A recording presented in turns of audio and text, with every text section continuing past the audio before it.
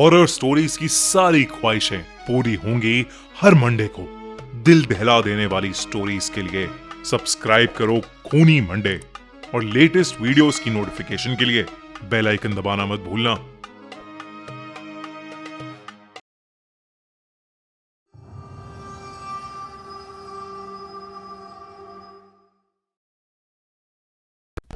जिन horror story. ये दुनिया बहुत बड़ी है और इस दुनिया में दिखने वाली हर चीज ऊपर वाले की देन है। पर कुछ ऐसी भी चीजें हैं जो दिखती नहीं है पर ऊपर वाले ने ही बनाई हैं। उन्हीं में से एक मायावी जीव है जिन। जिन कहो या जिन्नात, इनके बारे में इस्लामिक रिलीजन में काफी बार बात की गई है। बल्कि अलादीन के चिराग से निकलने वाला जीनी या जिन के बारे में शायद ही कोई होगा जो नहीं जानता होगा। ऐसा माना जाता है कि जिन भी इंसानों जैसे ही होते हैं, मगर ये अपनी अलग दुनिया में रहते हैं और कभी कभी हमारी दुनिया में एंटर भी कर जाते हैं। आज की कहानी 23 साल के इमरान के बारे में है। इमरान 2 साल पहले ही अपना गांव छोड़कर अकेले दिल्ली में रहने आया था। यहां वो एक कॉल सेंटर में जॉब करता था और अपनी कमाई का ज्यादातर पैसा घर भेज देता था। एक शाम इमरान ऑफिस से जल्दी फ्री हो गया तो उसने सोचा कि वो पास वाले बाजार जाकर घर के लिए कुछ सामान खरीद लेगा। वो अपने घर के लिए एक शोपीस ढूंढ रहा था। असल में इमरान की अम्मी अक्सर घर में शोपीस रखने की बात किया करती थी और वो हर समय अपने सरपंच के घर में रखे एक नीले वास की बात करती थी। ईद आने वाली थी और इमरान इस ईद पर अपनी अम्मी को खुश करना चाहता था। वो उसी नीले वास जैसा एक वास अपनी अम्मी के लिए ईदी के रूप में उन्हें देना चाहता था। पर काफी देर तक बाजार में घूमने के बाद भी इमरान को वैसा कुछ नहीं मिल रहा था। वो थक हार कर मार्केट से निकल ही रहा था, तभी उसकी नजर एक पुरानी सी दुकान पर गई। वो दुकान देखने में बरसों पुरानी लग रही थी पर उस दुकान में एक नीला वास पड़ा था, ठीक वैसा ही जैसा इमरान की अम्मी बताया करती थी। इमरान की खुशी का ठिकाना नहीं था।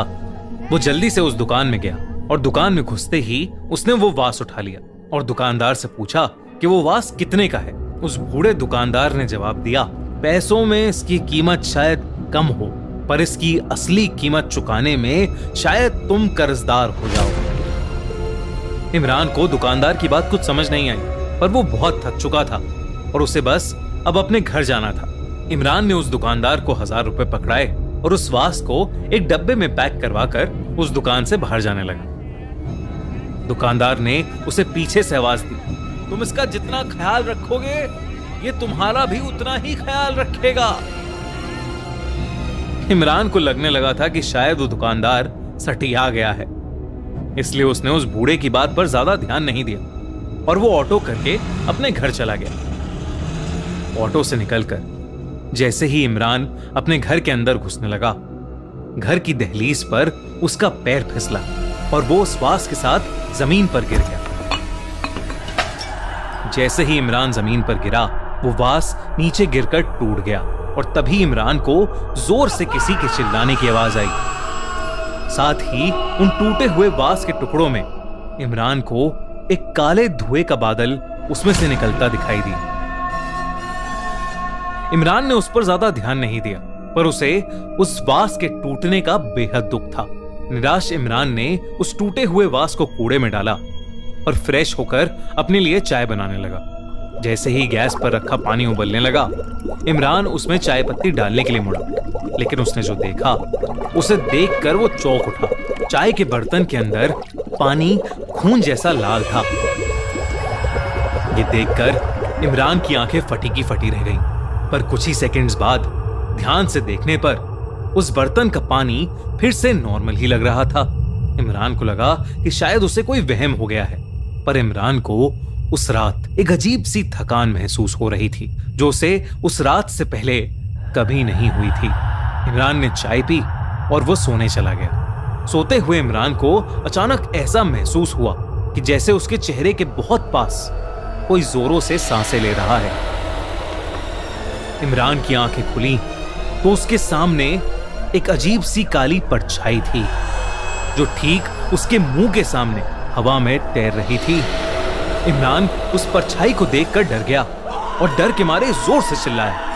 इमरान ने जैसे ही लाइट्स ऑन करी तो वो परछाई वहां से कहीं गायब हो गई और इमरान के अलावा उस कमरे में और कोई नहीं था। अगले दिन इमरान अपनी जॉब पर निकल गया। अपनी डेली की कॉल्स करते हुए अचानक से इमरान का मोबाइल फोन बज उठा। ये बहुत ही अनयूजुअल था क्योंकि अपना काम करते समय इमरान हमेशा ऑफिस का फोन यूज करता था और अपना पर्सनल मोबाइल फोन हमेशा ऑफ रखता था। इमरान ने अपना फोन उठाया और जैसे ही हेलो कहा, सामने से उसे गहरी सांसें लेने की आवाजें आने लगी और धीरे धीरे वो आवाजें तेज होने लगी। इमरान को बहुत अजीब लगा और उसने फोन काट दिया। जब उसने इनकमिंग कॉल का नंबर चेक किया तो इमरान के होश उड़ गए। वो कॉल कहीं और से नहीं बल्कि इमरान के दिल्ली वाले घर से आ रही थी और इमरान जानता था कि उसके घर पर और कोई नहीं है। इमरान को अब सब बहुत अजीब लगने लगा था। इमरान को अब उस बूढ़े दुकानदार पर शक होने लगा था। वो ऑफिस से सीधा निकलकर तुरंत उस पुरानी दुकान पर चला गया जहां से उसने वो वास खरीदा था और वो गुस्से में उस दुकानदार से कहने लगा, ये क्या अजीब सी चीज दे दी तुमने मुझे, एक बार गिरने पर टूट गई और ऊपर से सब कुछ। उसकी बात को उस दुकानदार ने बीच में ही काट दिया। ये जानकर कि वो वास टूट गया है, उस दुकानदार का पूरा चेहरा सफेद पड़ गया और उसने इमरान को उसकी दुकान से फौरन निकल जाने को कहा। वो इमरान को धक्के मारकर शॉप से निकालने लगा और बार बार वो बूढ़ा दुकानदार सिर्फ एक ही चीज दोहरा रहा था, यहां से चले जाओ तुम, वरना वो आ जाएगा। वो बाहर नहीं आना चाहिए, चले जाओ यहां से, चले जाओ। इमरान को अब बहुत डर लगने लगा था। उसने हाथ जोड़कर उस दुकानदार से पूछा कि आखिर उसके साथ क्या हो रहा है। बहुत विनती करने के बाद उस दुकानदार ने बताया कि उस वास के अंदर पिछले 5000 सालों से एक जिन कैद है। जो भी उस वास को संभाल कर रखता है उसके घर में पैसा आता है और उसकी बरकत होती है। पर उस नीले वास में उस जिन का घर था जिसे इमरान ने तोड़ दिया था।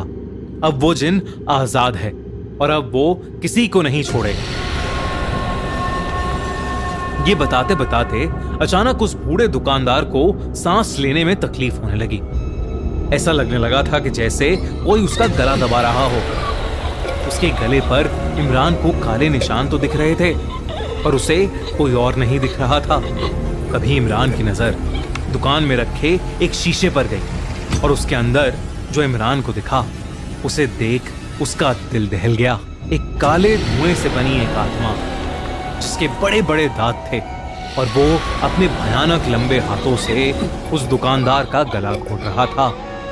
इमरान उसे देखकर सीधा वहां से बाहर भागा। वो उसी समय अपना शहर छोड़कर अपने गांव वापस जाना चाहता था। वो अपना सामान लेने जैसे ही घर पहुंचा तो उसने देखा कि उसकी अम्मी दरवाजे पर खड़ी है। इमरान ने अपने घर का दरवाजा खोला और अपनी अम्मी को अंदर ले आया, लेकिन कुछ ही पलों में इमरान फूट फूट कर रोने लगा और उसने अपनी अम्मी को गले लगा ली। लेकिन जैसे ही इमरान की नजर अपने लिविंग रूम के शीशे पर गई उसकी रूह ही कांप गई। इमरान जिसे गले लगा रहा था वो उसकी अम्मी नहीं बल्कि वही भयानक जिन था, वही डरावना जिन। इमरान को देखकर वो जिन बहुत ही भयानक ढंग से हंसने लगा और इमरान कमजोर पड़ने लगा। ऐसा लग रहा था कि वो जिन इमरान के अंदर से उसकी जान खींच रहा है। उधर इमरान की अम्मी उसे फोन मिलाए जा रही थी लेकिन उसका फोन लग ही नहीं रहा था। जब 2 दिन तक इमरान की कोई खबर नहीं आई तो उसकी अम्मी ने इमरान के बड़े भाई को उसे देखने दिल्ली भेजा। जब उसका बड़ा भाई वहां पहुंचा तो उसके रोंगटे खड़े हो गए। इमरान का पूरा शरीर नीला पड़ चुका था और इमरान की सांसें बंद हो चुकी थी। मतलब साफ था, इमरान की मौत हो चुकी थी और उसकी बॉडी के पास टेबल पर वही नीला वास रखा था, एकदम सही सलामत। उस पर एक भी खरोच नहीं थी। दोस्तों, आपको क्या लगता है, क्या जिन सच में एग्जिस्ट करते हैं? अगर आपने भी जिन से जुड़ी कोई कहानी सुनी है तो हमें कमेंट्स में जरूर बताइए।